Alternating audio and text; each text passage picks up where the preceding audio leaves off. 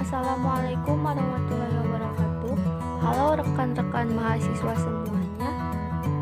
Perkenalkan, nama saya Dipa Mahmudah dari Prodi Manajemen kelas Manajemen 1A dengan NPM 2101037 STLM Suryalaya. Tujuan saya membuat video ini yaitu untuk memenuhi salah satu tugas mata kuliah pengantar bisnis. Jadi, saya akan menjelaskan materi tentang perusahaan jasa. Pasti rekan-rekan mahasiswa semuanya sudah tidak asing jika mendengar kata perusahaan jasa. Perusahaan jasa adalah segala sesuatu kegiatan bisnis antara pegawai jasa dan pelanggan atau memproduksi barang yang tidak terwujud dan mempunyai tujuan untuk memperoleh keuntungan. Salah satunya yaitu angkutan umum. Perusahaan ini sangat memudahkan masyarakat dalam perjalanan dari satu tempat ke tempat lainnya. Kemudian yang kedua yaitu karakteristik perusahaan jasa. Karakteristik perusahaan jasa ini sendiri terbagi dari beberapa macam. Yang pertama yaitu tidak ada produk fisik. Karena dalam perusahaan ini tidak memiliki produk yang bisa dilihat, tetapi manfaat bisa dirasakan oleh konsumen. Yang kedua, hasil produk jasa tidak dapat disamakan. Dalam bisnis jasa ini, di mana hasil dari layanan akan diterima pada masing-masing konsumen yang berbeda dengan konsumen lainnya. Kemudian, tidak ada standar harga yang umum. Harga jasa ini sendiri tidak bisa distandarkan secara umum karena harus disesuaikan dengan kebutuhan konsumennya. Kemudian tidak ada kepemilikan. Barang menjadi salah satu karakteristik yang bisa membedakan antara perusahaan dagang dan jasa. Konsumen hanya mempunyai akses penggunaan fasilitas dan melakukan pembayaran. Contohnya yaitu perusahaan jasa transportasi umum. Dan yang terakhir yaitu tidak ada persediaan barang.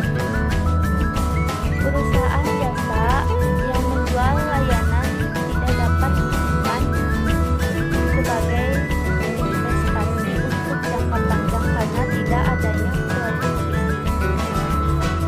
Kemudian jenis transaksi perusahaan jasa.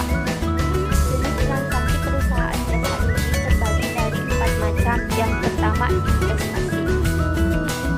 Investasi ini sangat penting karena jika membuat perusahaan, komponen yang paling utama yaitu modal. Nah, modal itu sendiri dapat dari investasi yang nilai investasinya berkolerasi dengan usaha yang akan dibuka. Yang kedua yaitu pembelian. Pembelian alat ini tujuannya untuk operasional perusahaan yang efektif dan efisien.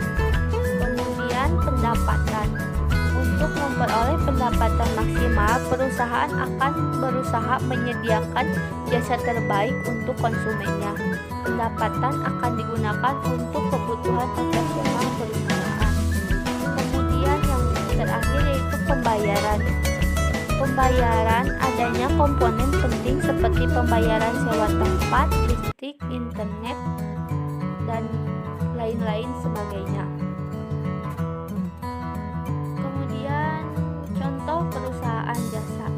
Yang pertama, jasa transportasi. Jasa transportasi ini yaitu sebuah sarana yang tidak bisa kita pisahkan dari kehidupan masyarakat untuk melakukan kegiatan atau aktivitas dari satu tempat ke tempat lain. Kita memerlukan transportasi. Lalu jasa medis dan kecantikan.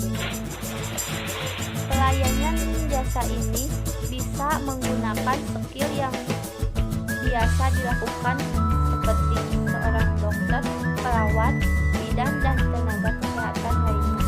Seperti yaitu mendirikannya sebuah salon kecantikan. Kemudian jasa pegadaian, yaitu suatu jasa yang bergerak di bidang keuangan dan masih diminati oleh masyarakat kalangan atas dan kalangan bawah. Lalu jasa pendidikan. Jasa pendidikan ini adalah sebuah jasa yang biasanya dilakukan oleh seorang guru mengajar seorang murid seperti bimbel dan lain sebagainya. Dan yang terakhir yaitu kesimpulan. Perusahaan jasa tidak menghasilkan produk yang dapat dilihat dan disentuh. Konsumen hanya bisa merasakan kemudahan dan kemusnahan setelah menggunakan jasa. Oke rekan-rekan semuanya, sekian materi yang bisa saya sampaikan. Mohon maaf bila banyak kekurangannya. Semoga bermanfaat. Wassalamualaikum warahmatullahi wabarakatuh.